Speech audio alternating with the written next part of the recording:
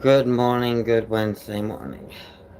It is your old pal, the Horny Homemaker. I forgot to disable my chat. There. Um, I saw something on YouTube as I was scrolling and watching videos.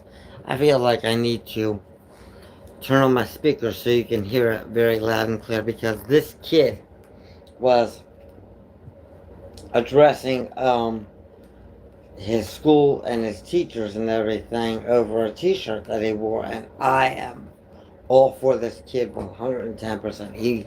He just blew my mind at how amazing his speech was about his shirt and the way he just grilled the fuck out of these teachers in this school. And I'm gonna play this clip on my speaker so you guys can hear it and use him for inspiration. Shit, he's amazing.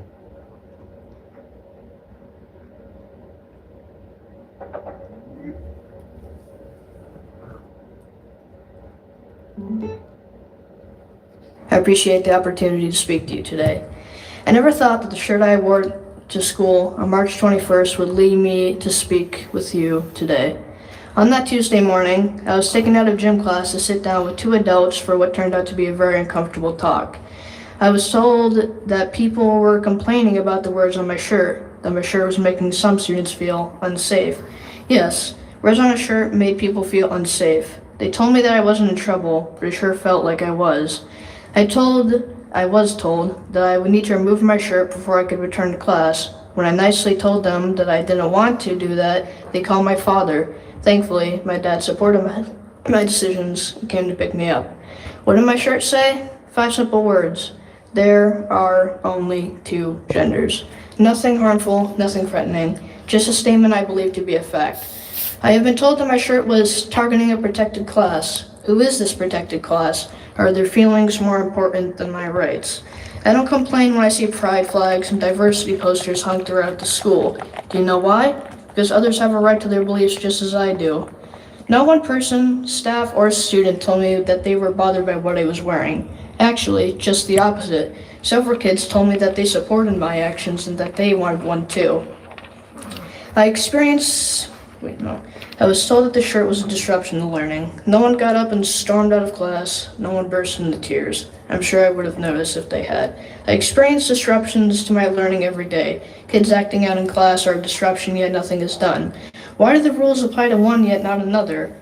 I feel like these adults were telling me that it wasn't okay for me to have an opposing view. Their arguments were weak, in my opinion. I didn't go to school that day to hurt feelings or cause trouble. I have learned a lot from this experience. I learned that a lot of other students share my view.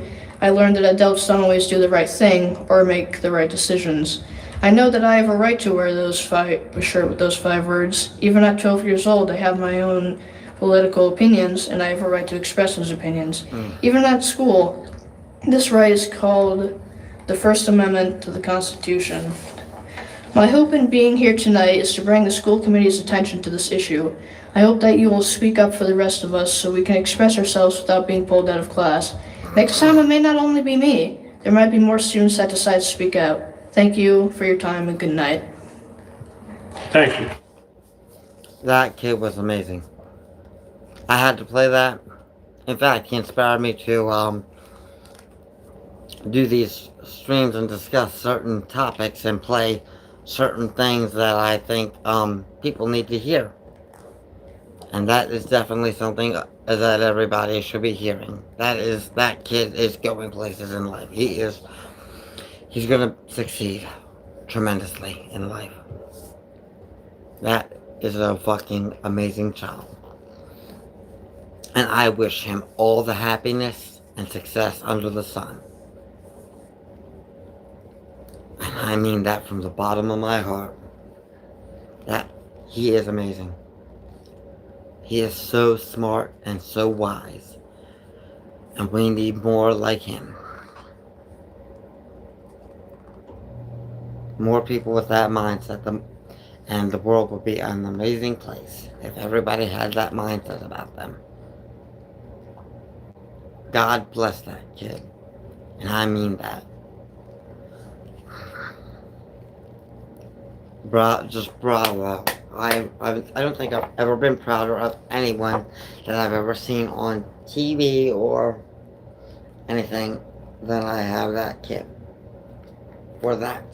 For his intelligence. It's amazing. Now,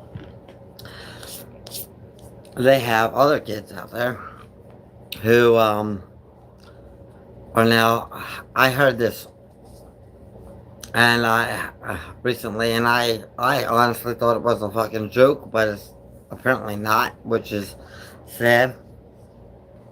And since it is like frigid in here, I'm gonna shut that door. I'm gonna turn the heat on, so I'll be back in like a few seconds. I'm also gonna grab a cardigan. If I can find one.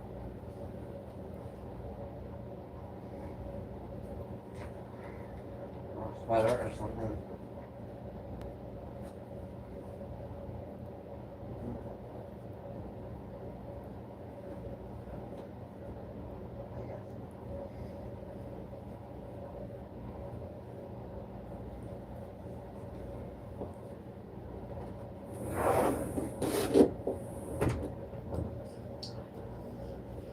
I have a bunch of laundry hanging up. So, I guess it would behoove me. But then, since I'm freezing my ass off as it is, just leave all the other vents open since the laundry's all over this apartment hanging up.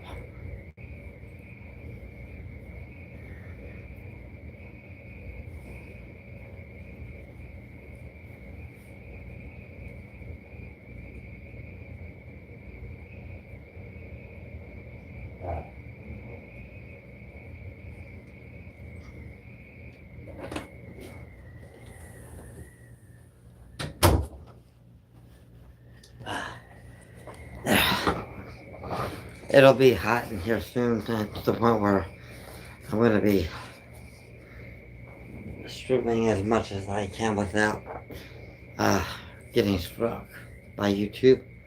And I need to find one more thing, and that will be another charger for my speaker.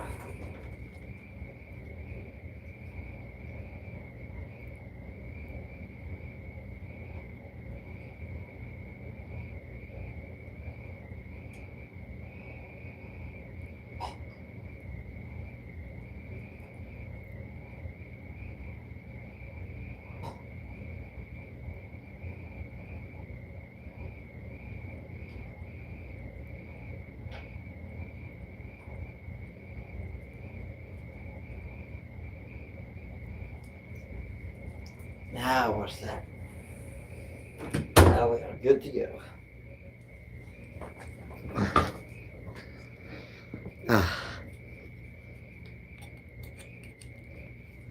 Yeah, there's going to be some things I'm going to be playing. Things that people should hear. Not just hear, but learn from.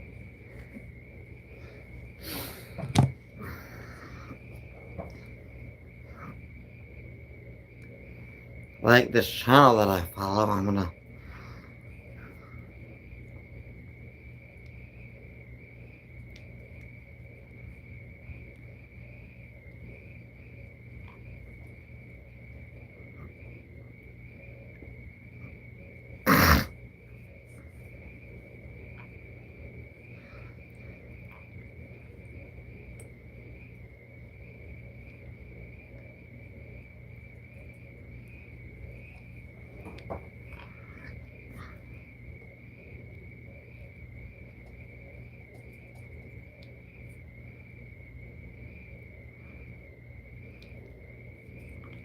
I'm gonna be playing something once I find it. But there's this channel called Psych to Go, and I watch it all the time.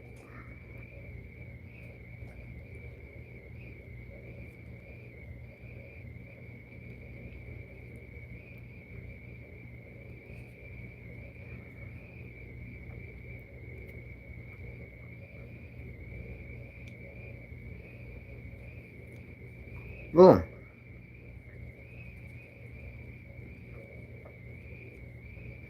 I can't cry easily. Hell, I didn't even cry at my grandfather's funeral. That's why they made me do the eulogy. I'm gonna listen You to ever this. been in a situation where you should be crying? A sad movie, a heartbreaking goodbye, a funeral.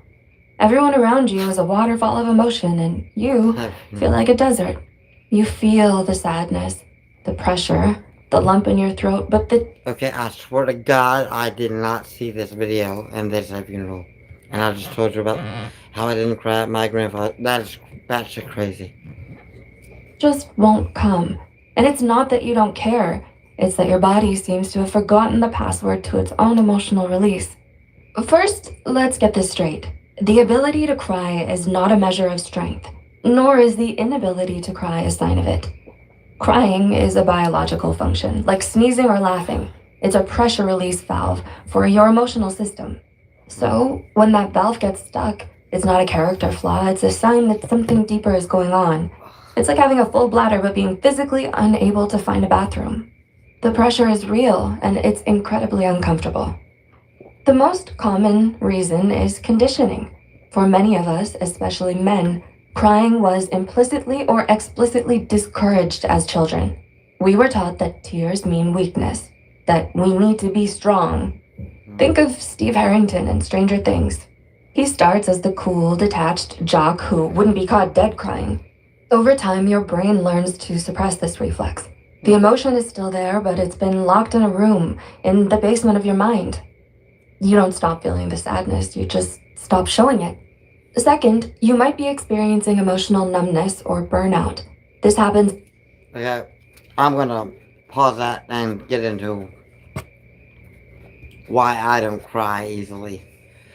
And I'm wondering if they're gonna bring it up. I wouldn't be surprised if they did, but the reason I don't cry easily, why it's very hard for me to, is because I've been through way too much shit, and I've dealt with so much that it's made me, like, insanely strong emotionally. It's actually kind of a bad thing, I think, because times I really wish I could cry for something I can't because I've been through too much shit. And like they said, what doesn't kill you makes you stronger. I'm fucking Hercules. Prolonged periods of stress, grief, or trauma. Your nervous system is so overwhelmed that it basically shuts down non essential functions to conserve energy. Crying, while a healthy release, is still seen by your body as a crisis response. If you've been in crisis mode for months or years, your body might just say, nope, we're all out of crisis. We're running on emergency power. It's not that you don't feel anything, it's that you feel everything all at once and your system has short circuited. Third, there's a deep seated fear of losing control. For some, crying feels like opening Pandora's box. You believe that if you allow yourself to start, you'll never be able to stop. You'll dissolve into a messy, ugly heap and never be able to function again. It's like you're a tightrope walker on your own emotions, and you believe that one single tear is the gust of wind that will send you plummeting. And fourth, it can be a trauma response.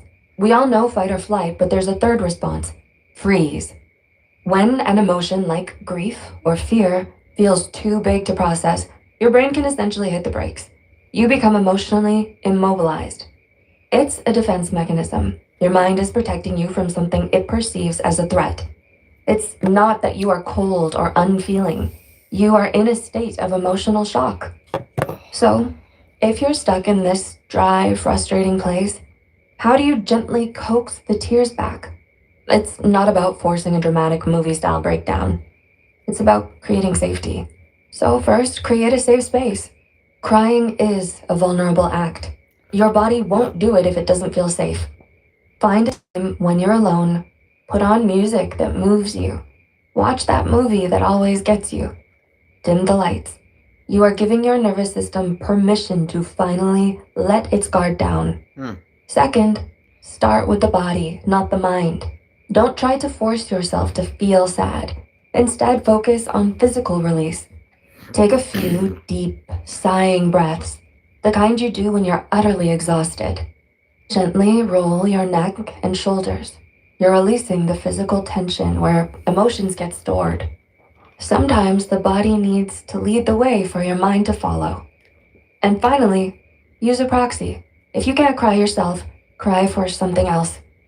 Cry for the character in the book. Cry for the beauty of a piece of music.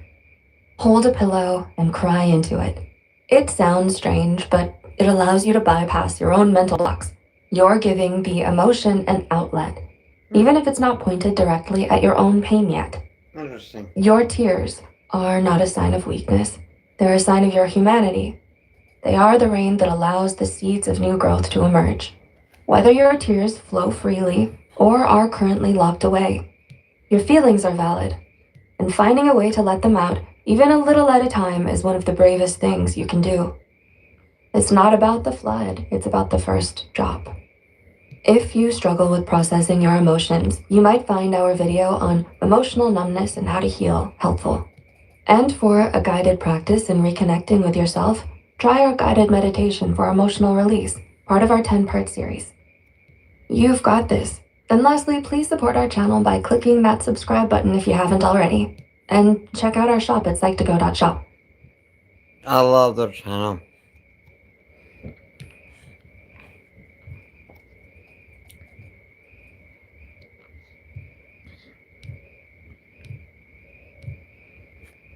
See something.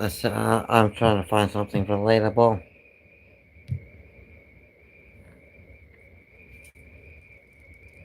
Oh, this is me. Before we begin, we want to share a small reminder of why Psych2Go exists.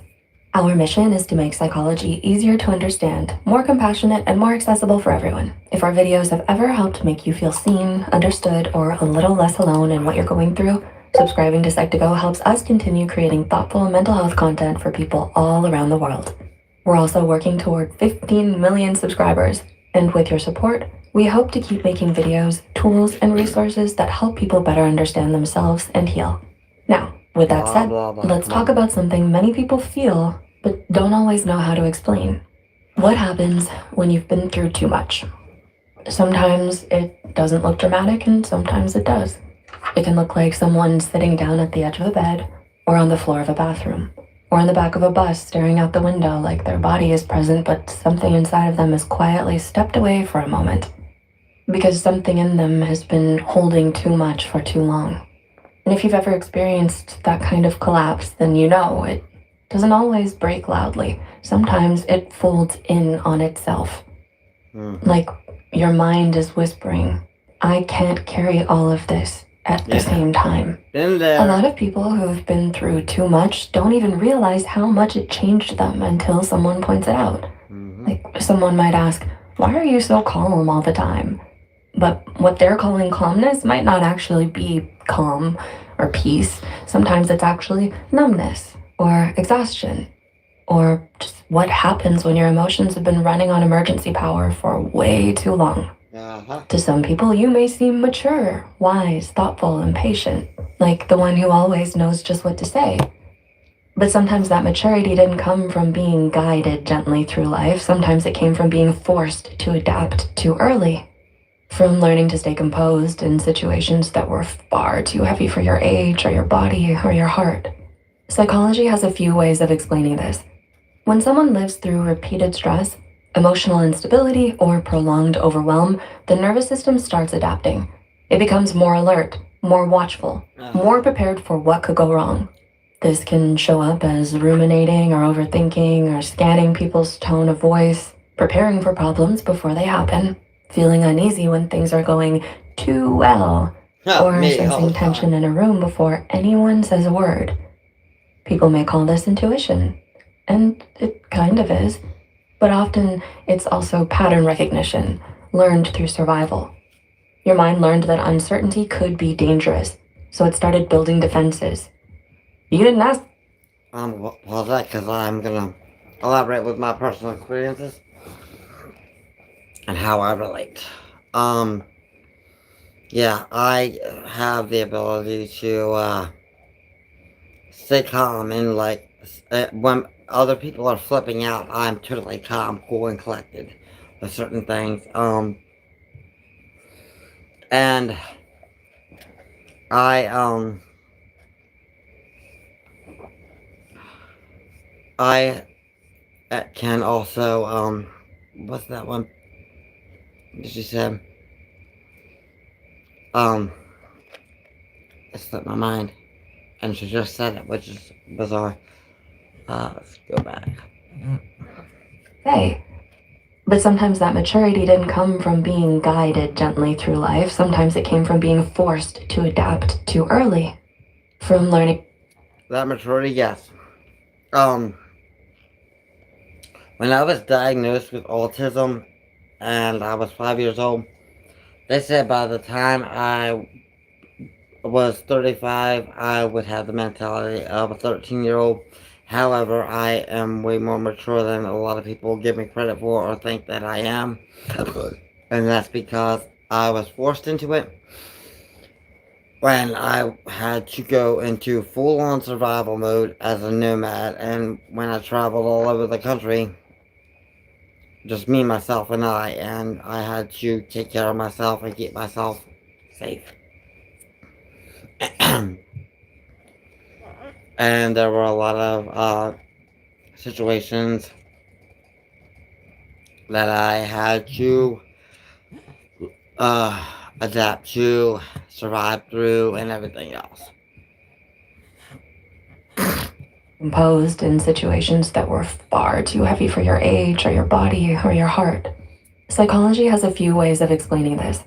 When someone lives through repeated stress, emotional instability, or prolonged overwhelm, the nervous system starts adapting. It becomes more alert, more watchful, more prepared for what could go wrong. This can show up as ruminating or overthinking or scanning people's tone of voice, preparing for problems before they happen, feeling uneasy when things are going too. That's it. When things are going so well for me, like if say I need to get shit done and like everything's going very smoothly, I will fucking panic internally.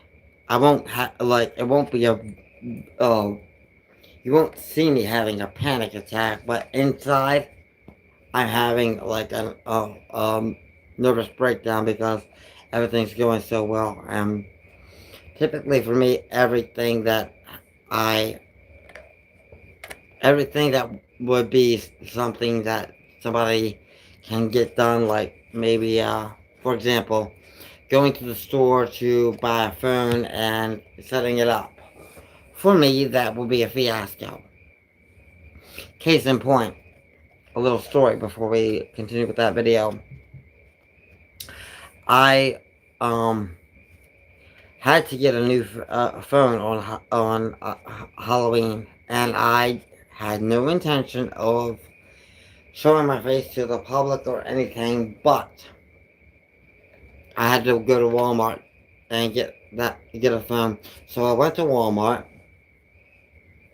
got a phone, and then I went to the bathroom to set it up because I wanted to see if it worked or not before I even left the store. And I couldn't get the thing set up. It just kept um telling me that the Wi-Fi and internet wasn't available, blah blah blah. It was defective, so I went to return it, and they almost wouldn't let me return it. It took a lot of persuading to do. I returned it and got another phone, and came back here and sat on um this phone for like 3 to 4 hours in this chair trying to get into my Gmail account. And it kept telling me, go to your other device for the verification. It said, please enter your email address. I entered it. Please enter your password. Entered it. Then it told me, go into your other device. And then I just sat here for 3 hours trying to work around that just to get into my email. When I couldn't do that, I went back to Walmart and exchanged that phone and got another one. And I just didn't want to be around anybody because I can't stand holidays. Even Halloween, I can't stand that. I don't like to be seen or heard on a holiday. I like to go into full on recluse mode and hiding, but that was not in the cards for that day because I was on the train getting anxious and wanting to get off the train, so I got off early and thought that it would be a very short walk, and it took me about 2 hours to get back home from walking from that train stop. So it was a whole fiasco, and anybody else would just buy a phone, set it up, and have their email account and everything done within like a half hour. It took me all fucking day to get that done. That's a prime example as to why, like, if something's going smoothly and flawlessly for me, I flip out. Oh, or sensing tension in a room before anyone says a word. People may call this intuition, and it kind of is, but often it's also pattern recognition, learned through survival. Your mind learned that uncertainty could be dangerous, so it started building defenses. You didn't ask it to. It was just trying to protect you. And even when life gets safer, these old defenses don't always disappear right away. They linger. Like old architecture hidden underneath a renovated building. Pattern recognition. That's another one that I know all too well, unfortunately. Case in point, my parents. I know how they operate like the back of my hand. So when I was living with them, my mother would be totally fine with me. If I was single and I didn't have any friends with benefits, she and I would be great. We'd get along famously. But the minute that she would find out that I had a friend with benefits and it was getting a little bit serious, she would say and do whatever it would take to make me act out and make me do something that would give her a reason to contact the police and have me sent to jail. And when I would be in jail, I would be unable to contact that person of interest. And what she wanted out of this whole thing was to break the relationship between me and whoever off by having them and I unable to speak to each other. So I'd be in there for a few months and come out and contact this person, and whoever it would be, they would say, "Well, I started seeing someone," or I lose contact with them, and that's what she wanted. And she would do a thing called reactive abuse. Reactive abuse is when you do and say whatever it would take to get somebody to have a reaction, and that reaction being something that you're trying to get out of this person.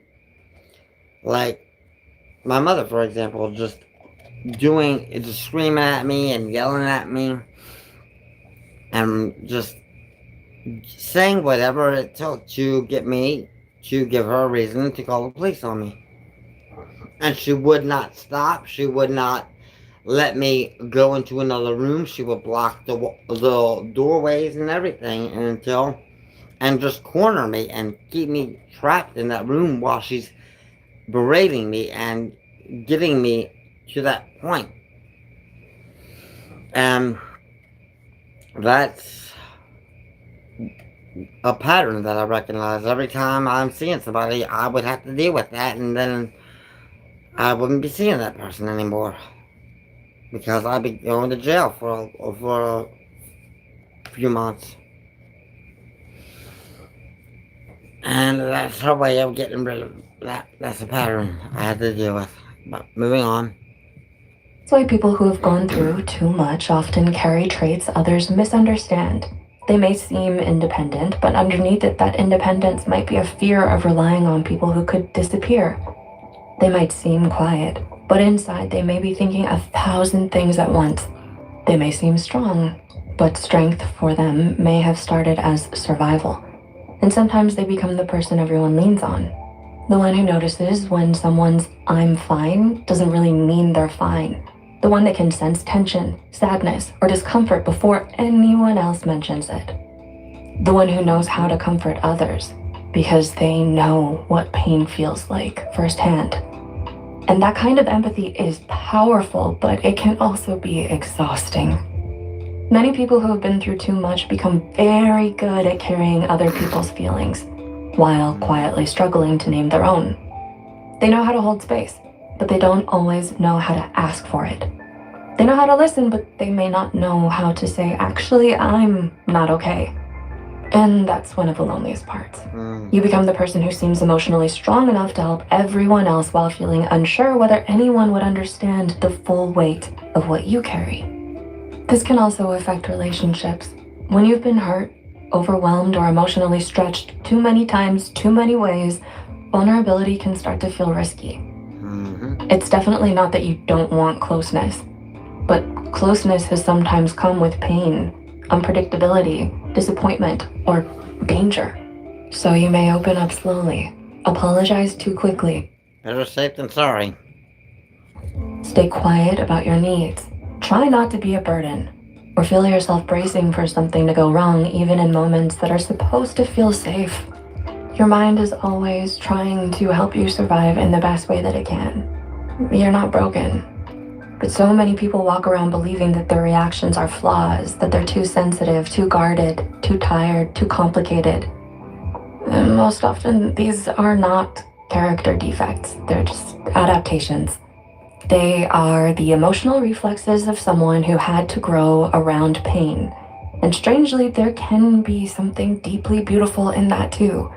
People who have gone through too much often notice small kindnesses that others overlook. They appreciate gentleness. They value emotional sincerity. They understand pain without needing every detail explained. They become careful with people's hearts because they know what it feels like when someone is careless with theirs. They may not always realize it, but they often become a source of comfort for others. Sometimes they're like a lighthouse because they understand darkness in a way that makes them gentle with other people who are lost in it. But still, even the strongest, kindest, most resilient people need care too. And one of the hardest truths for people who have been through too much is that you don't have to earn rest by breaking, and you don't have to keep proving how strong you are. And healing doesn't mean becoming unaffected. Sometimes healing looks like learning the difference between danger and discomfort, learning how to name your needs without guilt, learning that peace can feel unfamiliar at first, but it can still be safe. Learning that being supported is not the same as being weak. If you've been through too much, it makes sense that your mind has adapted, and it makes sense that you have become watchful and careful, that you became deep and thoughtful, and maybe also tired in ways that other people don't always see. And that's not the end of your story. Adaptation is not the same thing as destiny. What helped you survive doesn't have to define every chapter of your future. You can learn new patterns, new boundaries, new ways of resting, and new ways of trusting, new ways of caring for yourself with the same tenderness you give to others. And maybe most importantly, you can build a life that feels gentler than the one that shaped you. If this video resonated with you, we'd also love for you to take our quiz, How Are You? It's a small way to check in with yourself and That's another thing. Because of the shit that I've been through and I have a very nurturing side to me. When I see somebody who, has a good heart and, isn't, isn't an asshole, I will go to that person and take that person under my wing and nurture them and make sure they're okay and do whatever I can to make that person feel loved and appreciated, and I will go above and beyond for that person to make sure that they're protected and help heal them. I'm a healer. Um, there have been times when guys would come here. I don't discuss this because I like to keep. I'm not going to name drop or anything, but I will just speak generically. Sometimes and heroes and people who do good deeds, they don't really talk about it. It's not really something they talk about, and I'm one of those types of people. But I will say this, just to say it and stay on topic. There have been guys that have come over here and they were um, freshly fresh on the street. They just got tossed out, and I would make sure they had something to eat, let them shower, and at times I do get messages from people, from guys, saying that they need a shower, they would like a place to crash tonight. Gladly help them out, and I tell them I don't have much in my kitchen, but whatever I have, help yourself. Feel free to use whatever to cook or make this place your home. The only thing I ask is that you aren't glued to your phone when you're here, because I can't stand people staring at somebody's phone screen. If you gotta do that, just take it outside. You can smoke your cigarettes in my bathroom, grab a shower, eat whatever you want, and I take those people in, and I just tell them, just call me and make sure I'm not doing anything first, and I'll help you out in any way I can. That's the type of person I am. Because I know what it's like to be out there wondering I used to be like that. I was wondering when my next meal, when I would be eating again, when I would find a place to sleep. Where am I going to sleep? When am I going to sleep? Where's my next meal coming from? When is my next meal coming? I've dealt with that. I've also dealt with people who treat me like shit, and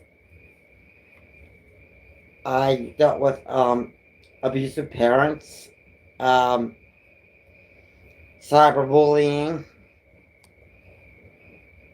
and I go and I go to these people who I see going through the same shit that I've been through, and I do whatever I can to make them um, to help them heal from that, and I'll go above and beyond and do whatever it takes, whatever I'm capable of doing to help them heal and feel better from that.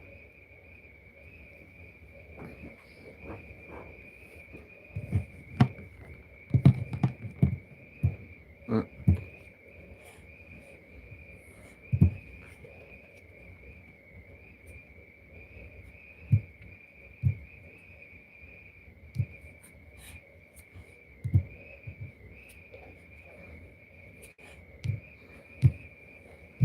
Let's see another one, because this is nice.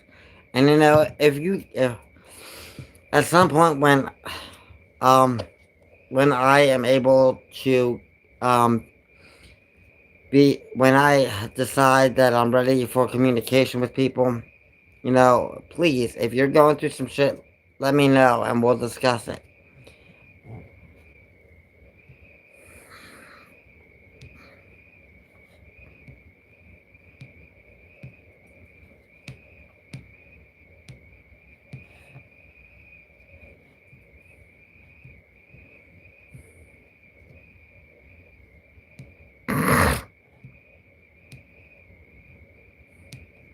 Sorry, I got this horrible post-nasal drip.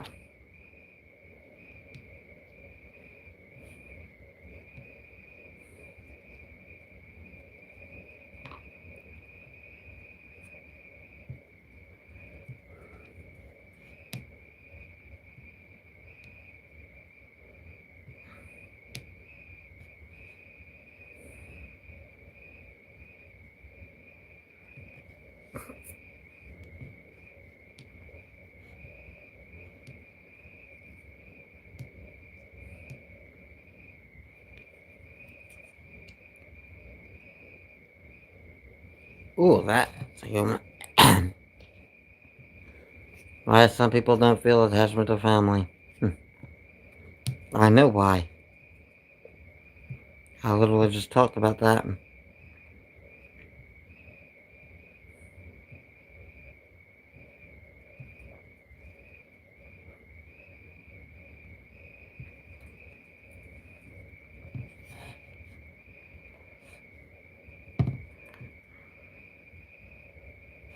Hmm.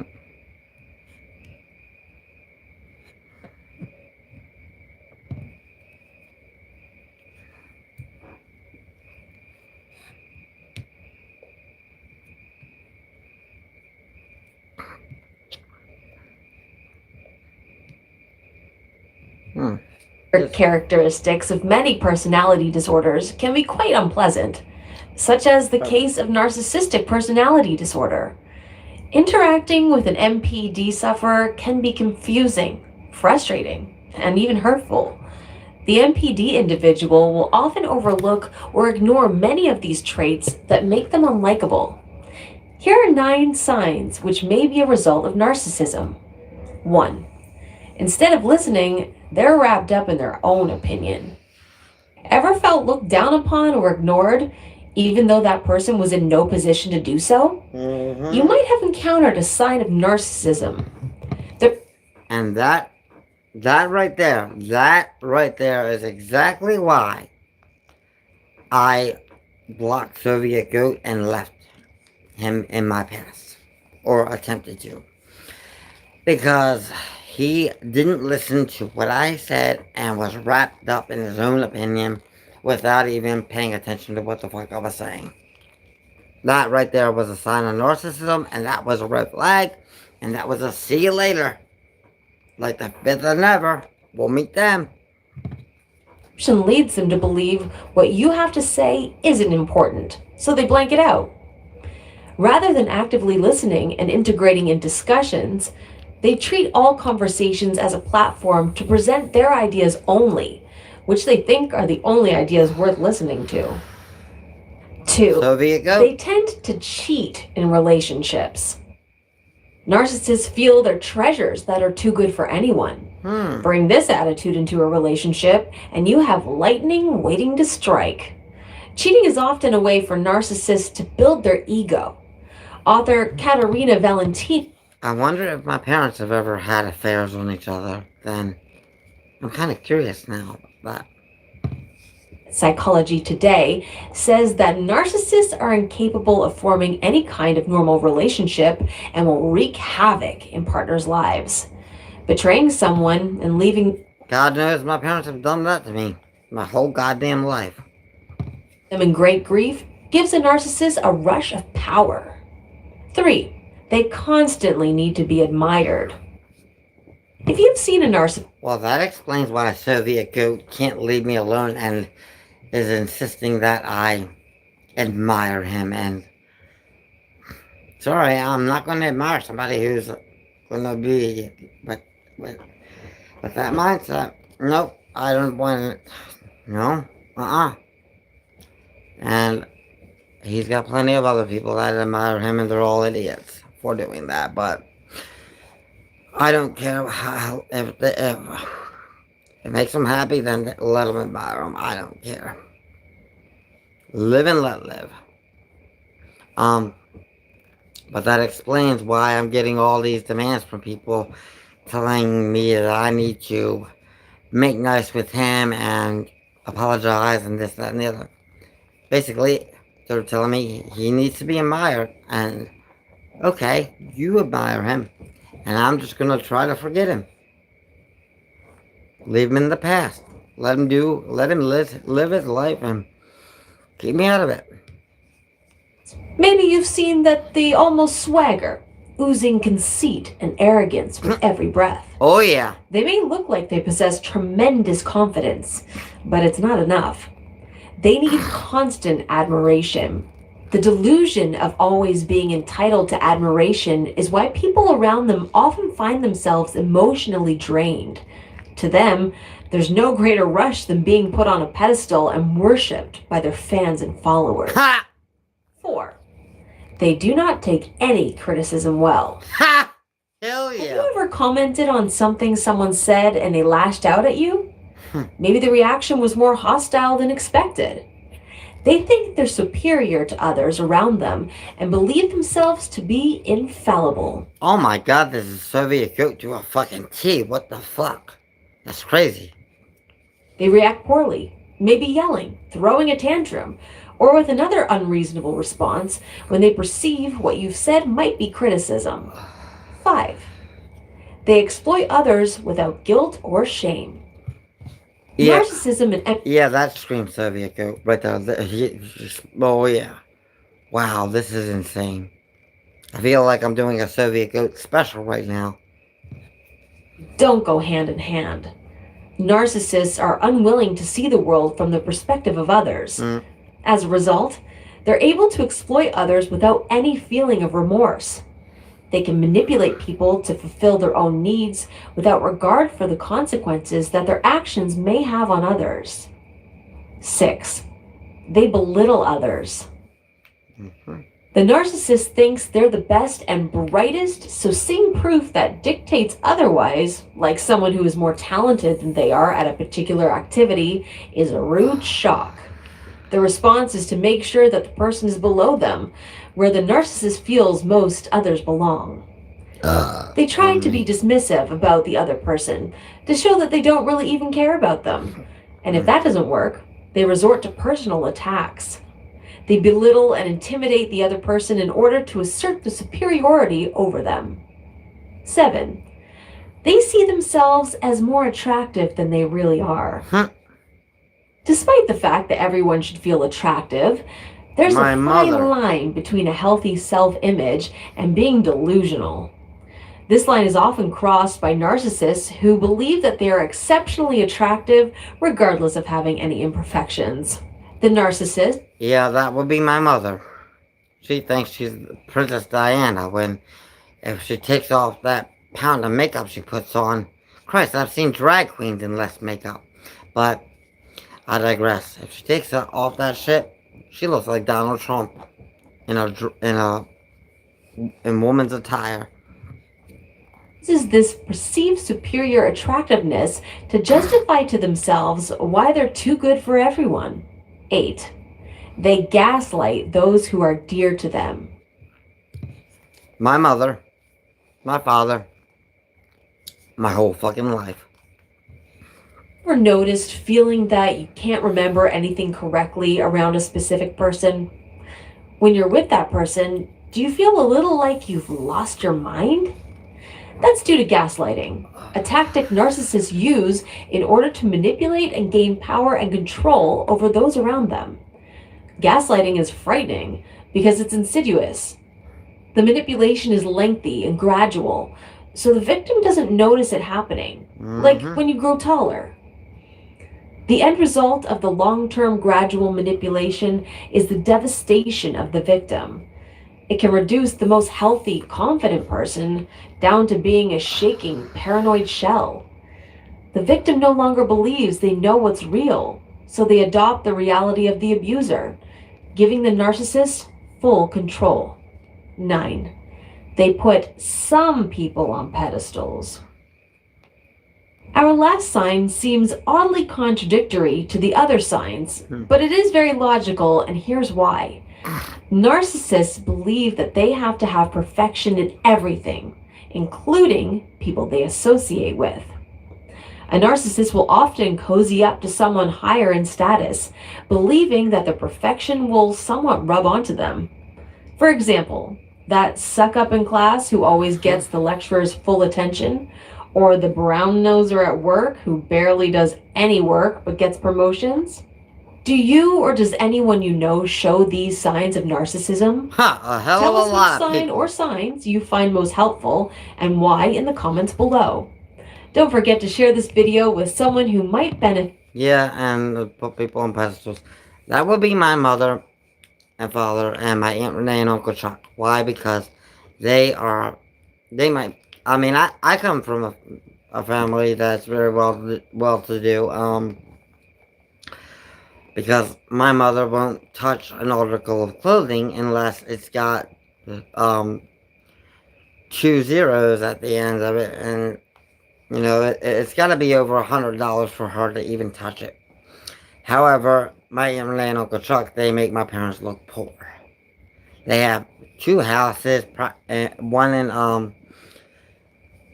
Maryland, one in Delaware, and property in Florida. They used to have a cabin by the lake. They have all kind of expensive shit. Drive Lexuses, and my Uncle Chuck has a convertible Corvette, classic one. Actually, I think he's got a collection of them. But yeah.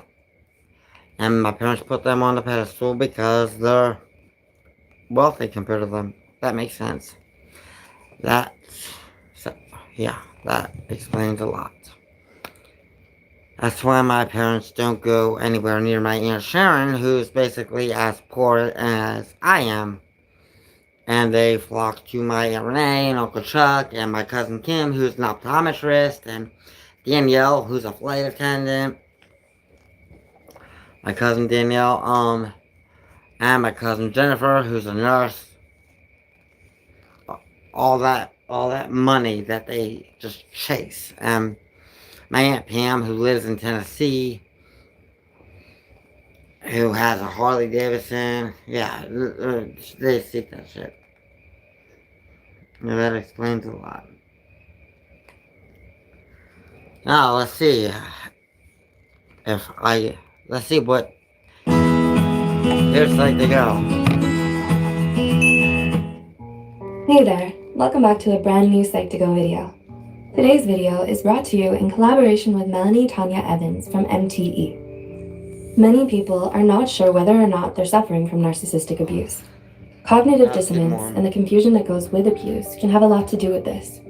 This is exactly what today's video is all about. The awareness and solutions to empower you up and out of narcissistic abuse. Please know this video is about absolutely any narcissist in your life. All the signs apply to any toxic relationship such as a spouse, lover, family member, neighbor, or friend. Anyone. So without further ado, here are 8 signs to know that you are suffering narcissistic abuse. 1. Your relationship is not kind, caring, or sane. Toxic relationships can be very confusing at times, making it difficult to know who is who in the zoo. This happens because a toxic person will spin it back on you, blame you, and will not be accountable.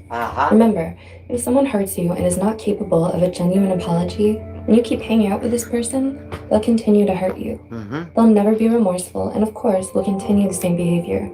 The truth is, that's exactly why I decided to block Soviet Goat and leave him in my past. they either have a decent character or they don't. You can't change them for who they are. People like this simply do not have the resources to grant us a healthy, loving, and happy life, but we do. 2. You're dealing with immature behavior and give up pieces of yourself to comply. A hallmark of narcissistic relationships is the person gets... Exactly. Because giving up a piece of myself to comply.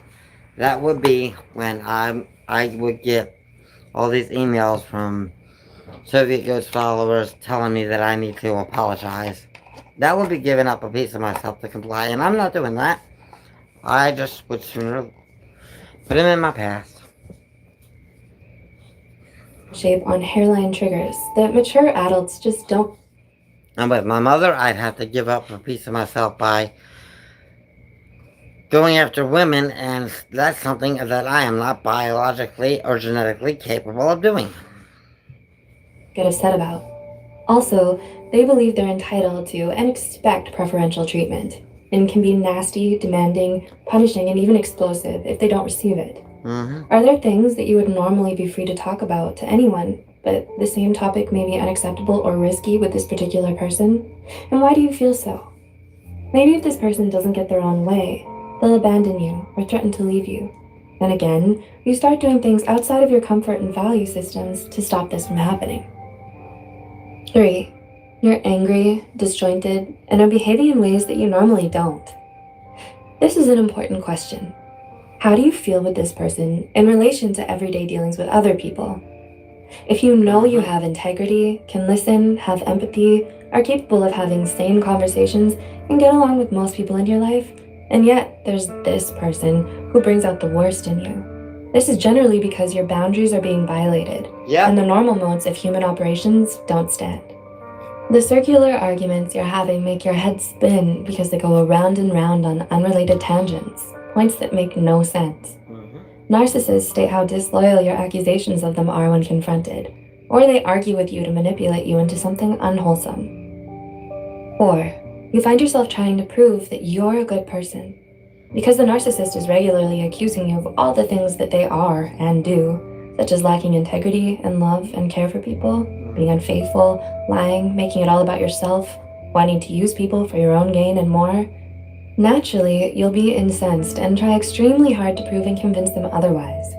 This is another deadly hook that narcissists can get you enmeshed with them on. If you believe that your integrity, character, well-being, and safety is dependent on what other people think of you, then you're susceptible to this narcissistic behavior. 5. You are mopping up the messes. Being connected with a narcissist has lots of drama, rough edges, and quite frankly means that disasters are always looming. Narcissists usually aren't good with detail, accountability, or sensibility. They fly high, seeking narcissistic supply and acclaim, with little to no thought for doing the right thing. If your life is connected with one of these people, it's usual that you will be paying their fines, sorting out their messes and dramas, and even lying for them to cover their tracks. It's like this analogy. As you're watering their back lawn, trying to keep it... Well, yeah, I cleaned up a mess because I had all these people emailing me on behalf of the Soviet goat guy, and I literally had to download an app and pause all my emails and disable incoming emails so that I wouldn't be harassed by his followers and his fans and subscribers. Yeah. And case in point, I'll tell you what happened. I'm not gonna get into details only because certain things would get me unwanted attention and probably a flag on my video. I told him that I'm trying to deal with a certain situation and have it taken care of, and I am planning on doing everything and anything that I possibly can. I've already been doing everything and anything I possibly can, and then if everything else fails, I'm gonna do this.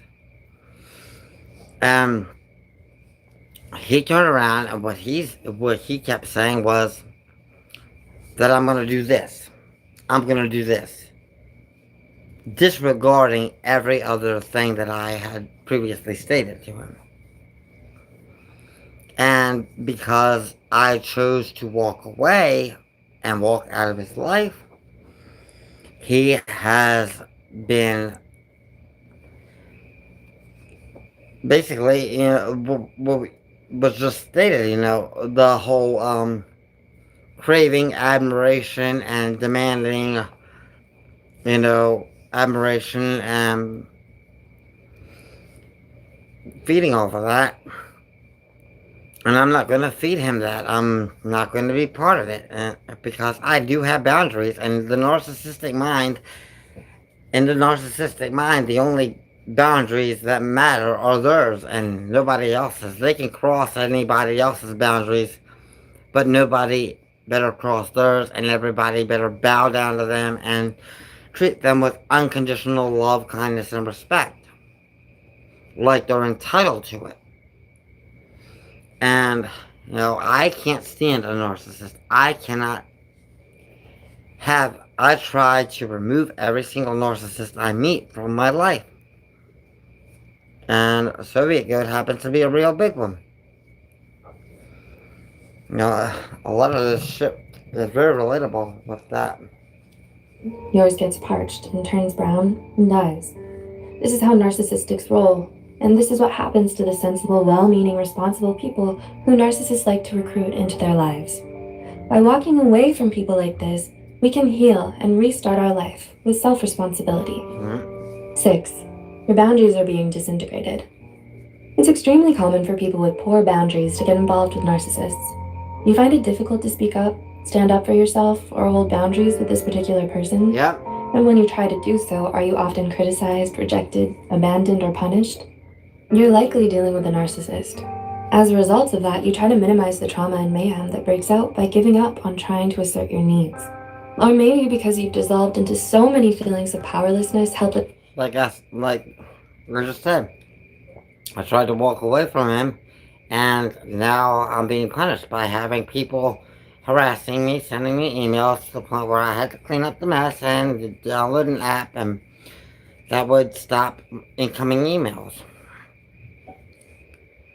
Despair that you find yourself begging or pleading for your boundaries to be respected. Discovering that the narcissist has zero empathy for you and won't comply, it takes you down into an even deeper place of helplessness. 7. You feel addicted, disjointed, and manic. A perverse addiction happens with narcissists. This is also known as trauma bonding. To find out more, you can check out the links in the description. Do you feel manic and unable to stop trying to contact or hook back up with a narcissist? Even when you know how much you continually get hurt by doing so? We can be horrified by how addicted we are to someone who treats us so terribly. It just doesn't make logical sense. It is, of course, very serious when it gets to a stage where we simply can't talk ourselves out of doing the actions that we know are putting ourselves back into the fire to get burnt again. And 8, you're suffering from abuse symptoms. Things are now very serious. When your emotional inner being... That last one does not apply to me. I do not go back to a narcissist. One thing that I learned back when I was in my early 20s, it was one of the hardest things I ever had to learn, but I learned how to let go of people and and just never, and go full no contact. And it was one of the hardest things I've ever had to learn to do, but I forget what the situation was, but once I learned it, it made my life a lot better. Because I stopped going back to abusive and hateful people. Screaming out for our attention and we haven't as yet pulled away and turned inwards to heal, then we start breaking down physically as well. It's likely that anxiety and depression and even greater issues like fibromyalgia, adrenal issues, PTSD, and agoraphobia start to develop. You lose interest in the activities, people, and self-care that used to grant you energy, as the toxic person in your life takes up more and more of your energy and focus. The shame and pain become so great that we may start hiding out from the world, lying to people, covering up, and feeling even more isolated in our traumatic feelings and symptoms. This is when we have to ask ourselves, how bad does it have to get before we awaken to the truth? There are varying degrees of narcissism, and there are also people who can just be clueless and selfish, but not necessarily afflicted with narcissistic personality disorder. If someone in your life does not share your values and doesn't care for your feelings, then this is not a healthy relationship for you. As soon as we try changing other people, it's time to pull away and say to ourselves and them, this is who I am and what I need for us to continue. We may lose a lot by leaving, as many of us have. However, by leaving, we can achieve the greatest gain. Finally turning inwards to integrate with ourselves so that we're in a position of wholeness and can be in control of our choices and have the power to look after ourselves and create a happy, healthy, and truly loving life. Do you relate to any of these signs? Hell yeah. If you do, what do you plan to do next? Let us know in the comments below. Again, this video was brought to you by Melanie Tanya Evans from MTE. Links are in the description if you're interested in learning more about narcissistic abuse. If you'd like to see more, I will say this. I do apologize for the way that you can reach out to me, but the only way that you can reach out to me and have me able to see your messages at this point is my Cameo account. And if you If you can request a cameo, uh, and you're dealing with some sort of narcissist abuse, or you're feeling like you're struggling or anything, please request a cameo from me, and I will do anything to help you through whatever you're going through. Um, I don't know if they allow you to put your phone number on the request, but I will be glad to call you and give you my private information if you need somebody to talk to and you need a little bit of support in your life. I got you, because I've struggled. I've dealt with abuse. I've dealt with homelessness. I've dealt with starvation. I've dealt with physical abuse. Um, I've dealt with horrible parents. And if you're going through any of that, please request a cameo from me. And if you can't afford that, try to get somebody to send you some money so you can get that. So you can reach out to me, and I'll do whatever I can to help you out so you're not alone. And, together we can heal and build each other up. And this channel, I had created this channel and started doing these live streams with the intent to build up a community that supports each other, builds each other up, and helps each other cope with the stress and the bad things that are happening in their life. And basically, it's, yes, it's a channel with entertainment and singing and dancing, but above all that, it's a support group to build each other up. That's, it's been overrun by trolls and haters and all these people, and I really wish that YouTube would just crack down on those people and find a way to detect whether or not they're creating multiple accounts, and then give them a strike or something to make YouTube a safe place, because my channel has been getting mucked up with all this, and I do apologize to anyone who is not part of that. And I really feel bad that if you're going through something and you can't afford a cameo, I really feel like a piece of shit for, I feel like a piece of shit for even saying that, you can request a cameo to reach out to me. Because if I wasn't dealing with all this and having all these hateful people in my life, I would be keeping the chat on and we could chat right here and now. But, I've got to protect myself because apparently nobody else is fighting for me.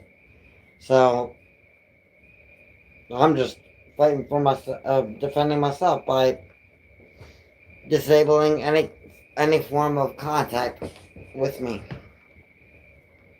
And keeping myself inaccessible to anyone who isn't willing to pay to say what they have to say, considering most of what people have to say is hateful, cruel, and toxicity. That's most of my messages, most of my comments, and if they want to say that, they can say it on my cameo, and I won't give a damn, because guess who's getting paid? This guy. So, I apologize I really apologize to those who are not hateful. And to my true fans and subscribers, I am so fucking sorry for having to do that, but I have to protect my peace and my peace of mind and my dignity and my sanity. Because if I kept the chat on and kept these emails coming, I would lose my fucking mind. I would probably, not gonna lie, it would probably get to the point where I would unalive myself. And I don't want to do that. So, just to avoid all that shit, the only way you can reach out to me now is by my Cameo account. I've disabled all communication in other places. So, but I'm doing whatever I can to make sure I have a better mindset.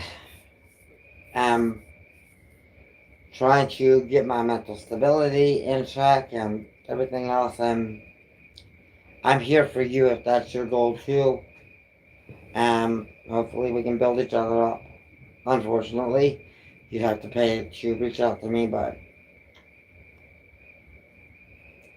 if you do that, I guarantee you it'll be well worth it because I will do whatever I can for you.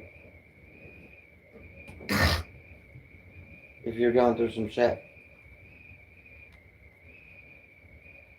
I'll gladly go through it with you and help you with it. Because that's the type of person I am.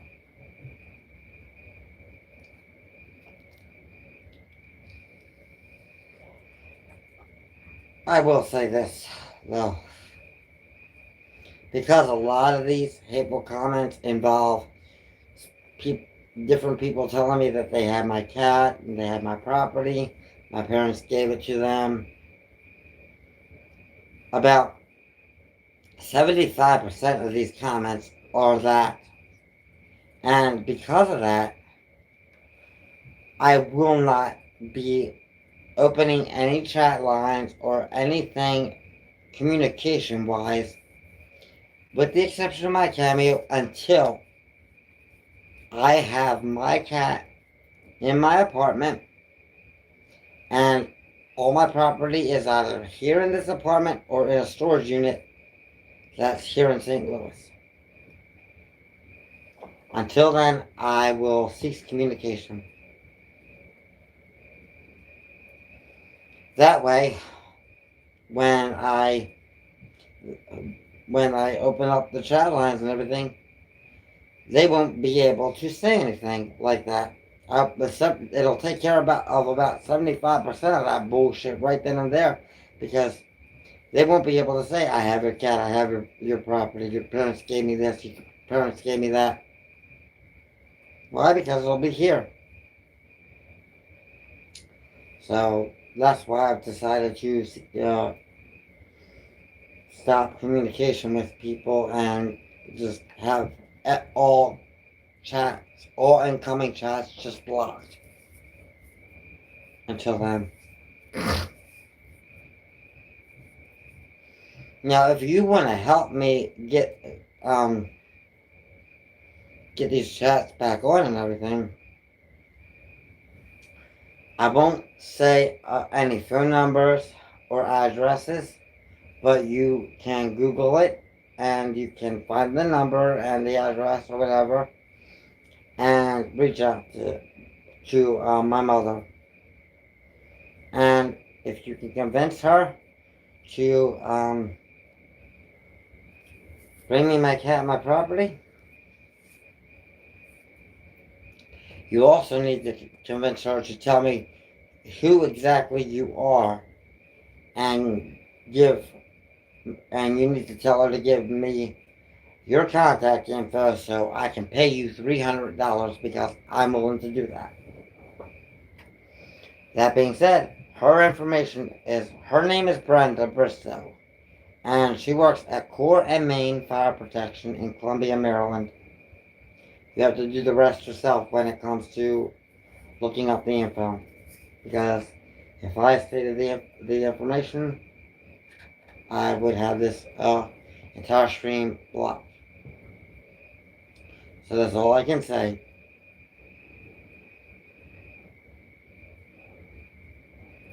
And if you can convince her, she comes here with that. She also needs to come here with your name, so I know who to send the $300 to. Because I promise you'll get that from me. Hell, maybe I'll even give you one of my animatronics if you want to come up here and pick one up.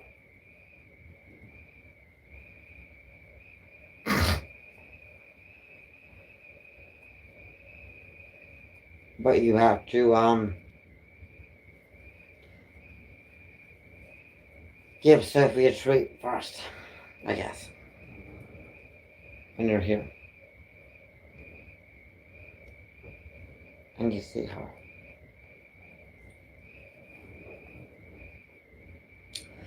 But, yeah.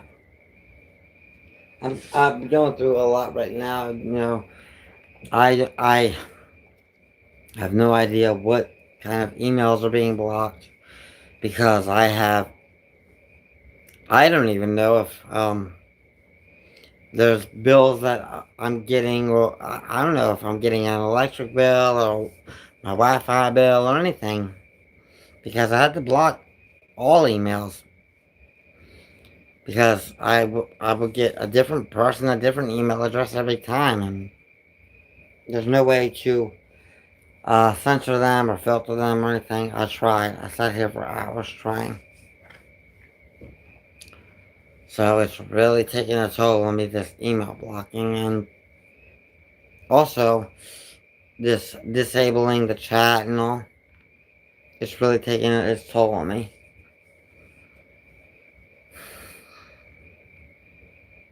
And we've been on for an hour and 16 minutes.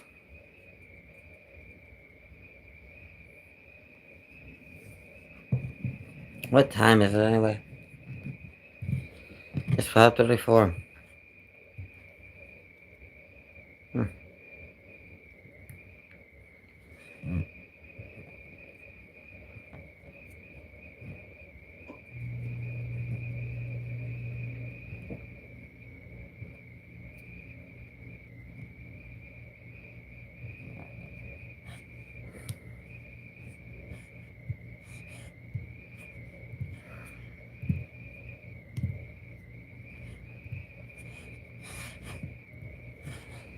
I haven't even been on my hookup apps for a while.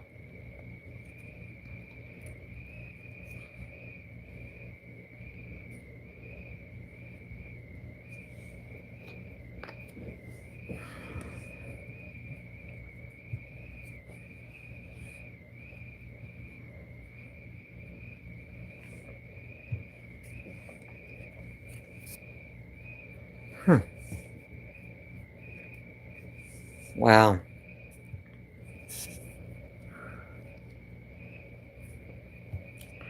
July 30th, I sent somebody a message and I just got a response yesterday. That's crazy. Your profile picture and they're in somewhere I don't even know where at. That's crazy.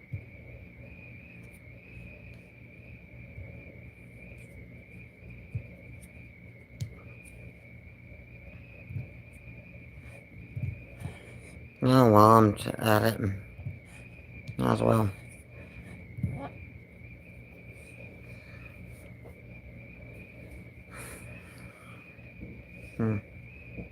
Actually, I got one message.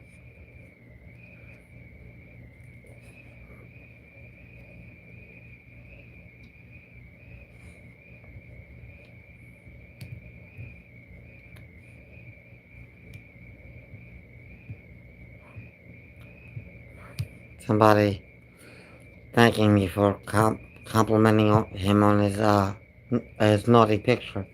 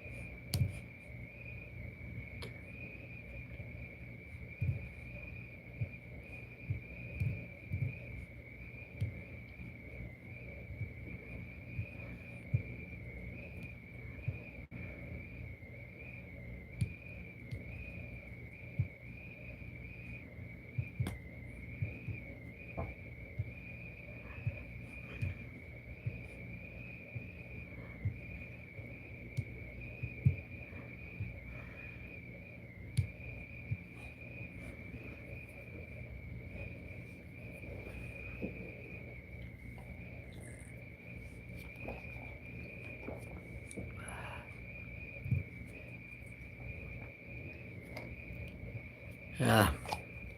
This is the time all these messages I get on these things are just ads that people put on. I don't know how people can create accounts just to um market other websites and shit. That's baffling.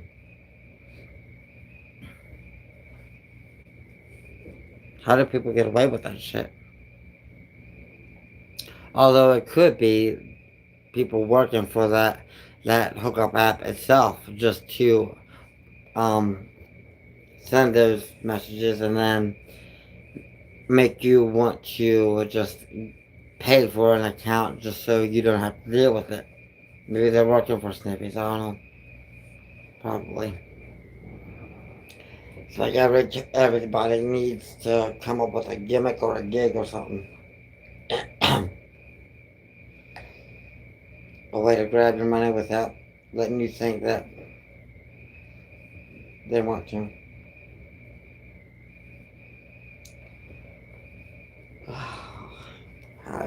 It is 1:21. I guess I'll continue this until I reach a 2 hour mark here. Or until I'll continue until I feel so hot that I need to take my shirt off. And that sucks. That really sucks that I have to go to the bathroom and my bathroom is just one great big laundry pile. Except for it's not a pile, all my laundry is hanging up. I've been going to the kitchen sink and if I open that door, I'm going to be blasted with a wave of heat because I kept the vent open in the kitchen because I have things hanging up in there too. The only vent in this place that's closed is my bedroom, and I feel like I would be better off pissing in a container in this bedroom and then dumping it out once I go out there for something that I need to go out there for. Because I'm trying to do anything and everything I can to keep this room cool while the rest of this apartment is an oven drying my dirty laundry. My clean laundry. So if I have to go to the bathroom, I'm gonna mute this because I am gonna use the trash can that I've been using as a washer and take a piss in that. And I don't want any guff off of YouTube saying we remove your content because you are making inappropriate noises. So I do have a window that's missing a screen. I have a pot to piss in and a window to throw it out of. Let's just put it that way.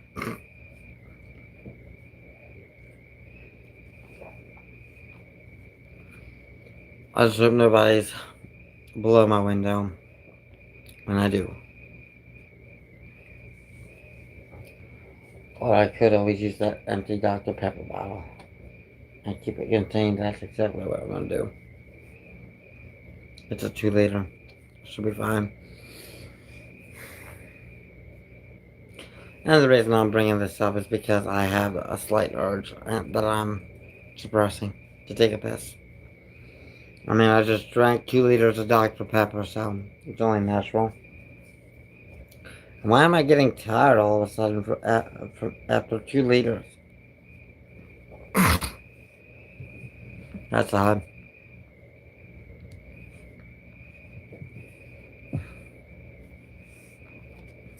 Ooh, that's a new one. Well, new to me. That's 5 years old, but it says 7 narcissistic mind games. Let's listen to that one.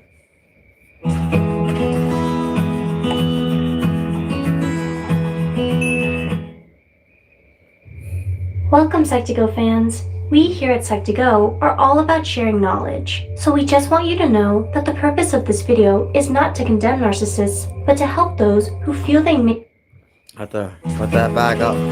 It didn't show a picture. Welcome, Psych2Go fans. We here at Psych2Go are all about sharing knowledge, so we just want you to know that the purpose of this video is not to condemn narcissists, but to help those who feel they may be victims of narcissism, so they have the tools to help them recognize the signs. This in turn may provide some protection and self-preservation. Signature traits of a narcissist are combinations of various things, including being self-absorbed, deceitful, and using their sense of empathy as a weapon against others.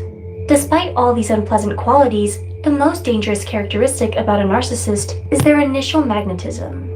Early impressions and interactions have them presenting as charming, eloquent, intelligent, and charismatic. Unfortunately, these behaviors are simply bait, and the good treatment towards you doesn't last. The eventual outcome is you suffering through emotional trauma and being a pawn in their game. This doesn't sound very good, does it? Well, let us offer a little knowledge to arm yourself with. Here are 7 of the most common manipulation tactics narcissists use that you need to watch out for. 1. Gaslighting. Many victims of abusive relationships will be familiar with this one. Gaslighting and narcissists also quite often go together. So, what is gaslighting? Well, it's a method of manipulation to make the victim question their own reality. You'll know you locked the door, but the narcissist unlocked it without you knowing, then berates you later for being irresponsible or stupid. You're so lucky that you have them to depend on. You'll argue you know you locked it. They'll keep insisting you didn't. The narcissist will lie and misinform so earnestly and consistently that you Adding on to that, my parents have told me during the entire period of my nomadic travels and my homelessness, when you get your own apartment and have lived in there for 3 months, we'll get you your cat and your property. We'll give you all your shit. Well, now my parents are saying that they never said any of that, and that they never said the cat was mine, and they're going around saying that it's their cat. Gaslighting at its finest. to question your memory and judgment of past events, no longer trusting your own mind. Oftentimes, they will attempt to change the narrative so they look good and you look bad. They may do this by completely fabricating a story or claiming you said something you didn't. 2. Projection. Projection is a manipulation tactic the narcissist will use to take things out on you. They're trying to relieve themselves of their negative load by dumping it on someone else and using them as a psychological punching bag. Usually, this is accomplished by convincing you that you have the problematic behaviors, not them. They might call you names, scold you for your actions, or get angry at you for doing things they themselves do. I know, right? Double standards. 3. Guilt tripping. When a narcissist wants something from you, they might try to guilt trip you into getting it. They make you feel sorry for them, coercing you into doing favors for them and staying by their side. They passive-aggressively remind you of all the bad things they perceive you've done to them. This is to imply that you owe them, or they use it as a reason to bear a grudge, creating a desire in you to make it up to them. 4. Silent treatment.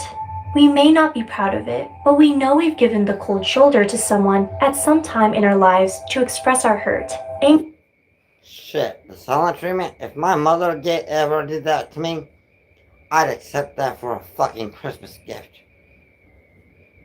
Thank God I was thrown out for being gay. Because then I didn't have to deal with her bitching every day. Or disappointment with them. A narcissist will do the same behavior, but with very different reasons. Their reason for the silent treatment is to tear down their victim's self-esteem. If your self-esteem is weak, you need support. You need them. You likely haven't done anything wrong, yet they'll ghost you until you're begging them to take you back, apologizing to them for anything and everything. 5. Feigned ignorance. It seems like you can't trust narcissists with anything. Well, there is something you unfortunately can trust a narcissist for. It's that they will always have an excuse ready as to why they aren't responsible for whatever they did wrong. They'll often play dumb and pretend to be innocent so they can get away with their bad behavior. They will manipulate you into thinking that they didn't mean it or didn't know any better, and once you forgive them and you've convinced yourself that they're a good person who simply made a mistake, they just stab you in the back and repeat the process. 6. Playing the victim. Remember how we said a narcissist will always use empathy as a weapon? This is how they do it. Generally, we know and feel that the right thing to do for a fellow human showing distress is to extend compassion and understanding. Unfortunately, if this is given to a narcissist, it's a flashing neon sign to let them exploit you. Yep. Did they make a mistake or a big mess of things? Maybe they did something wrong or hurtful. Well, they tell you, it's not me that was in the wrong. It was someone else. This is usually the victim, by the way. The entire world and cosmos has treated me unfairly, they'll say. It's in this way they keep fishing for and siphoning compassion and pandering from you, the caring human being. 7. Throwing tantrums. As you might suspect, narcissists don't respond well when you stand your ground and stop caving to their demands. The response? Tantrums have entered the chat. They will often get upset, raise their voice at you, call you names, and say many hurtful things just so they can browbeat you into submission. They can't be reasoned with or talked down because they're always absolutely certain that they're right, and anyone who disagrees with them must be terribly mistaken and therefore the enemy. Do you recognize these signs in anyone you know? Is there a narcissist in your life right now? Yeah. You can't reason with a narcissist. You can't tell them something that is not part of their opinion. Because they will never bend or cave. Case in point, I've told everybody. I've repeated myself so many times that I really don't want to even discuss it anymore when I said that I'm trying to take care of something and I'm going to do everything that I possibly can before I go to my last resort. Everything up to go to my last resort and last resort was blocked out. They think it's going to be the first thing I try. You can look at the sky and tell them it's blue. And they can look up too and tell you that it's green. You can't make them say that the sky is blue. It's just ridiculous. And I feel like I'm kind of falling asleep a little bit. See if I can make it awake for another half hour. I'm going to try to. I doubt that I will. I've been up for a while because about a couple weeks ago or so, I was doing live streams and putting my Cash App information up as the thumbnail for the live streams. And instead of getting donations or people saying, I'll give you $10 if you do this, that, or the other, all I got was, you get a job, you're a scammer, anything and everything that somebody could say with hate and spite and pettiness was said to me during those streams. So instead, when I recently ran out of food, over the weekend, was it the weekend? Yeah, I ran out of food on Sunday. And instead of asking people for help on my YouTube channel to avoid being berated and hated and treated like shit, I decided to contact this dirtball that has come over here, hook up with him, and smoke some crystal meth to kill my hunger. And I can honestly say that this drinking this Dr. Pepper is the first thing I've had since before that guy came over on Sunday night. Last time I had anything other than water was Sunday night, which was a can of green beans. And I haven't been hungry at all since then because when he was here, I smoked a lot of his shit. So, it killed my hunger. And it helped me get the energy to tackle some household chores and tasks that I needed to do that I've been putting off. So, it's all around win. Although if I had my chat open right now, I'm sure I'd be berated for smoking crystal meth because they wouldn't see that I did it to avoid hunger or having to put my information out trying to get money and help. But if you guys really want to donate and help me out with some food or whatever, you're welcome to. My Cash App is my thumbnail for some videos. Feel free. That's if you want to. I'm not gonna ask or anything else. I'm just gonna say that if you want to, you're welcome to. Help me out. I don't expect you to, and I'm not asking you to. It's only if you want to. And when you stay awake for as long as I've been, your body will shut down. You'll start feeling really heavy-eyed. And eventually your body's just gonna give up. You'll start saying shit when you're looking like you're awake, but you're in between sleep and awake. That's happened to me. And I talk in my sleep, so imagine when I was visiting one of my neighbors, and I'd been up for like 3 days, and my body started to shut down, and I was talking in my sleep while I'm sitting there with my eyes open.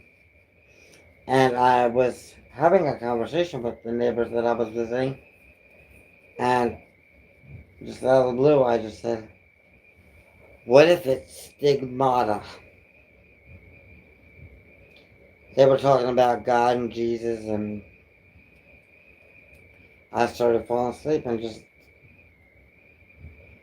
said, "What if it's stigmata?" And Stigmata is a movie, by the way, in case you don't know.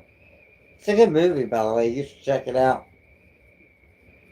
It's about this woman who has some sort of curse or disability about her where she suffers the same pain Jesus suffered when he was crucified.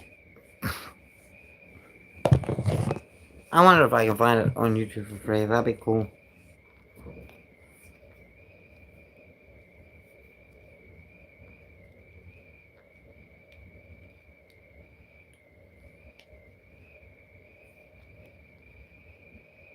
Oh shit.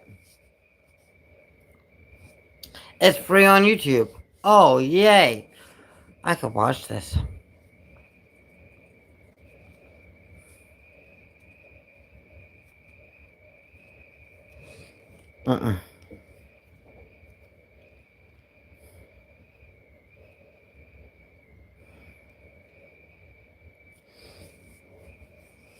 I'll read what it's about. A lost soul has just received the wounds of Christ and a shocking message that will alter history. Stunning performances from Patricia Arquette, Gabrielle Byrne, and Jonathan Price, and a cutting-edge score by Billy Corgan of the Smashing Pumpkins and Ella Camaro makes Stigmata a visual and visceral feast entertainment today.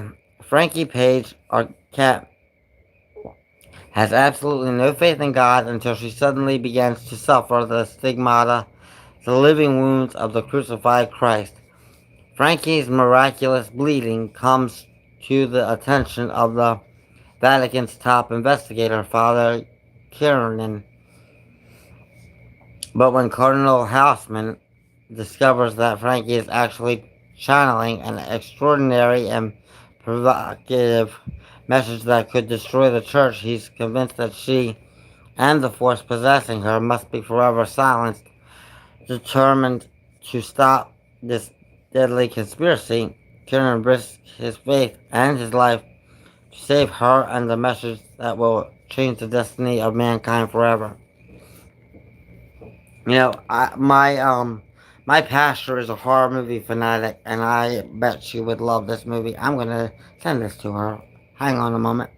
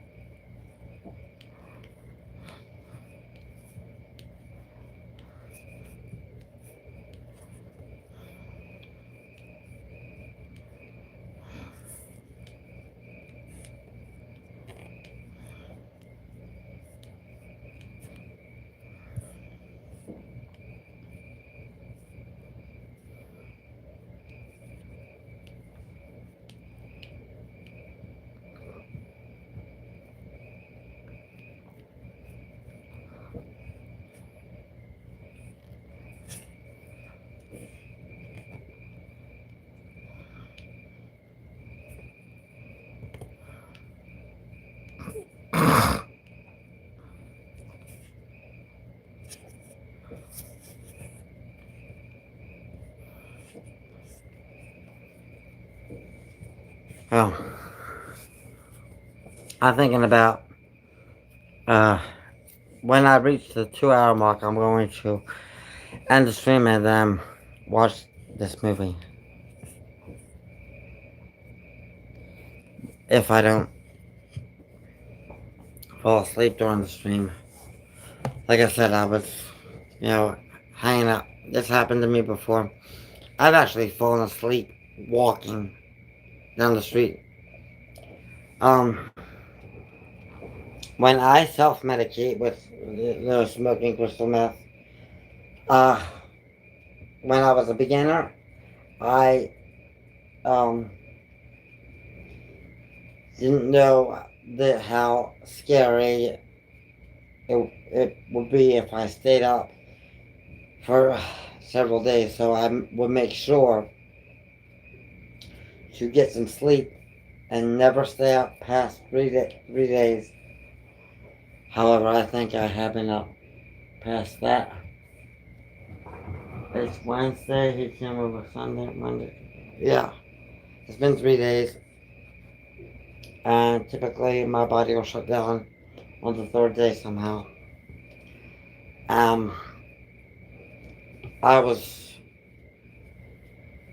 When I was a beginner with this stuff, I would not worry about going to sleep or anything. And I'd stay up for like 4 or 5 days and keep going until I heard people that weren't there, conversations happening, auditory hallucinations. I came up to somebody I walked up to somebody and told them I needed to go to the library and told them let's go to the library, and just acted like I was a tourist and all, just to run away from a bunch of police officers that weren't even real or there. But this person did take me to a library, and it was scary. It is scary having auditory hallucinations like that. And one time I fell asleep while I was walking, and it was right around the time when I was set to go to this Golden Girls convention. And I was kind of dreaming while I was walking and walked up to a bush, and I said, pretend you're the bush. I'm looking at it. Is this where I go for the registry for my name badge for the convention? I legit thought I was talking to people sitting at a table at the Golden Girls convention. And in reality, I walked up to a bush talking to it. That's why I make sure to get sleep after, well, before 3 days, but I've been busy with washing and hanging up my clothes so that I can have this closet back, because there was like 3 feet of dirty laundry all in the bottom of, behind that is my closet. And it was up to here with nothing but dirty laundry. So for the past, ever since that guy left here, I have been doing nothing but emptying that out so I can get my closet space back and organized.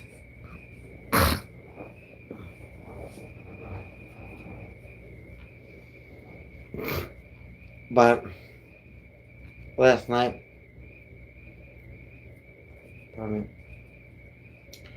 I forced myself to stop and went to the store to buy some peanut butter ice cream in hopes that it would knock me out, but it didn't. However, if I have enough money left over and I still can't sleep after noon hits, then I'm gonna go back to the store and buy myself some alcohol and get drunk just to pass out and get some sleep that way.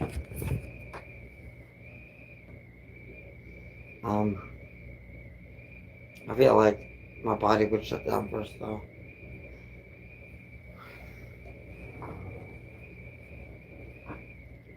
I got 12 minutes left of the stream, and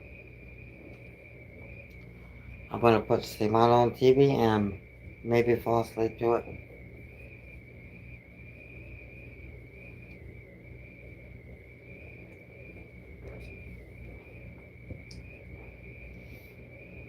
After I shut the bathroom vent and open my bedroom vent, the kitchen vent. Actually, no. I'm just gonna shut the.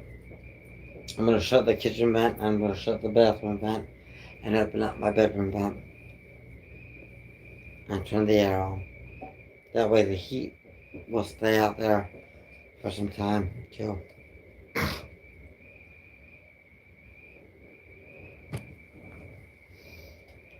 Ah, I am exhausted in every way a person can be.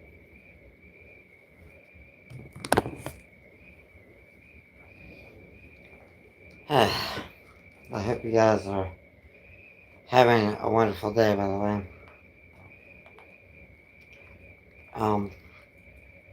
And again, I apologize for all the shit that has been going on with my channel and all. But, some people just don't learn that they are no longer welcome. And just keep coming back to the point where I have to make myself inaccessible. cut ties with every form of communication.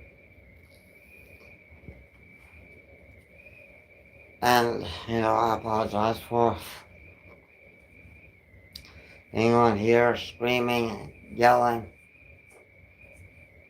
about this whole shit that I'm dealing with. I hate being on my streams and on videos and having to scream and yell at people who just treat me like shit.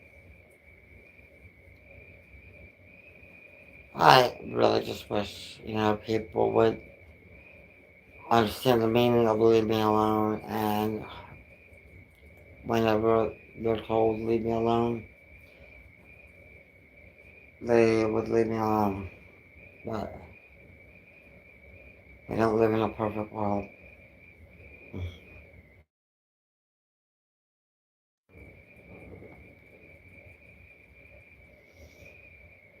I wonder why I just had my stream kind of temporary cut off. It had the buffering wheel and now it said you're live. Yeah, I'm alive, but I'm half asleep. I am falling asleep right now, actually.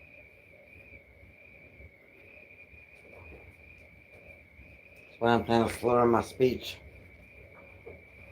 And it's all I can do to keep my eyes open right now, too.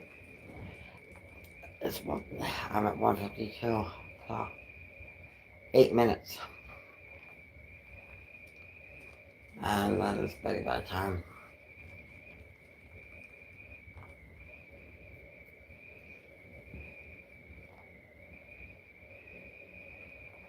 Now,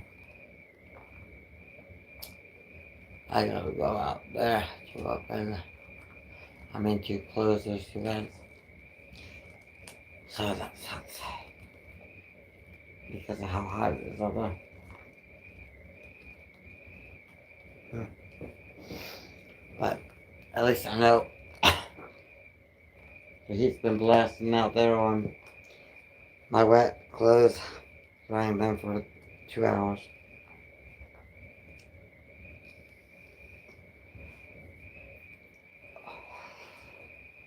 And when all that shit's taken down, I think later on in the afternoon, what I'm gonna do is everything else that's out in the kitchen before I go into that bin over there. That's the shit that still needs to get washed. All that there. Actually, I won't be able to do that unless I want to sacrifice shampoo in my hair, because the only thing that I have that I can pour on and use as liquid soap is my Pantene Pro V shampoo. I'm out of everything else. So, I gotta wait until the first of the month to continue. I might as well put all that shit in the closet again.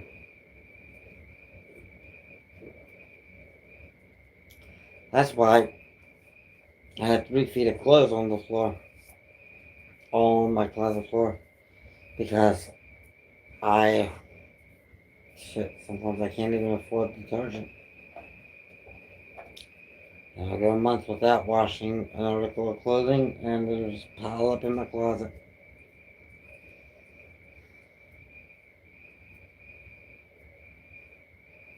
And sometimes I put my Cash App on my streams and all, and I do that for one of 2 reasons. Either A, I need a ride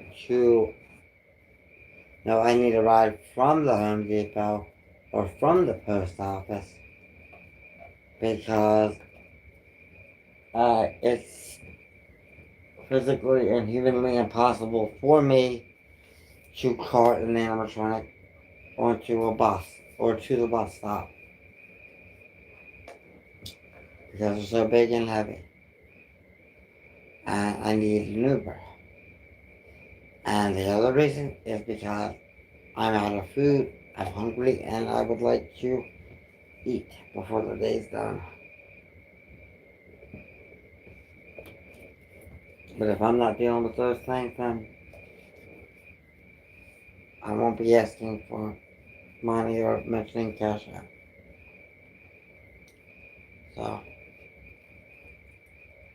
that is why I asked for it. I have we got 5 minutes left. I hope I can stay like that long.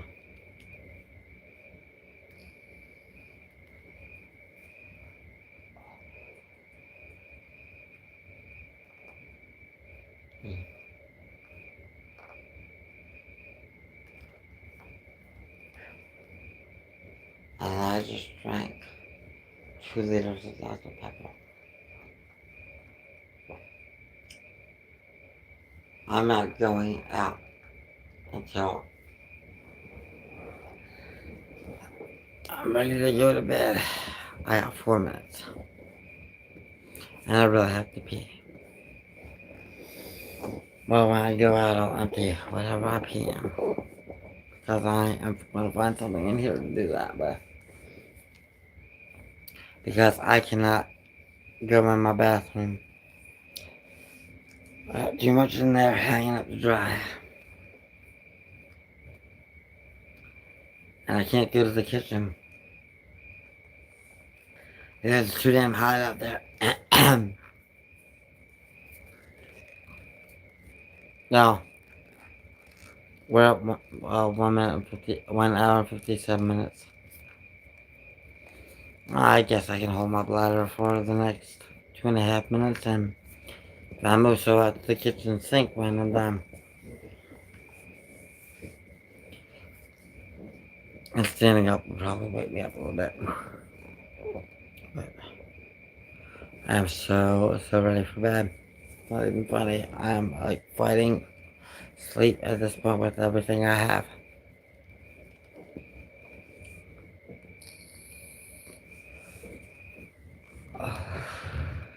Got 2 minutes left. If I last that long. Along with my bladder. Oh, man. I'm so tired.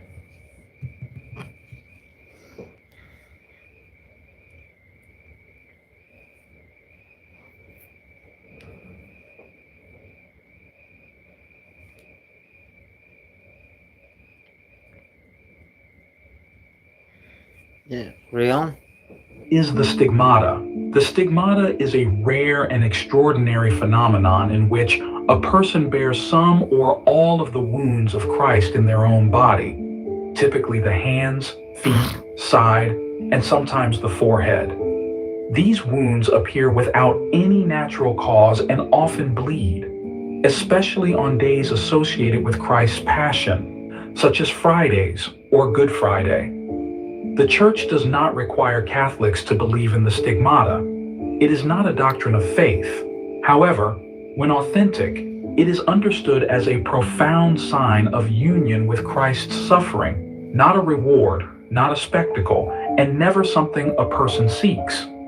Historically, there have been over 300 reported cases of stigmatists, but only a small number have been canonized. The first and most famous is Saint Francis of Assisi, who received the wounds in 1224 during deep prayer and contemplation of the crucified Christ. Well, I'll be damned. The Church investigates alleged cases very carefully. Authentic signs include humility, obedience, psychological stability, wounds that do not become infected, bleeding not explainable by natural causes, and a refusal by the individual to draw attention to themselves. In fact, humility is one of the strongest indicators of authenticity. Saint Rita of Cascia received the wound of the crown of thorns, which caused her great suffering and isolation. Saint Padre Pio bore the wound. I never knew that shit was real. I thought it was just a movie. That's crazy. That's actually real. And it's 2 hours in. And I'm tired. I'm gonna go to bed after I open that vent and turn the air on and close the other vents and take a piss. So, have a wonderful day, y'all. And remember, if you're going through some shit, you're not alone. I'm here beside you and for you.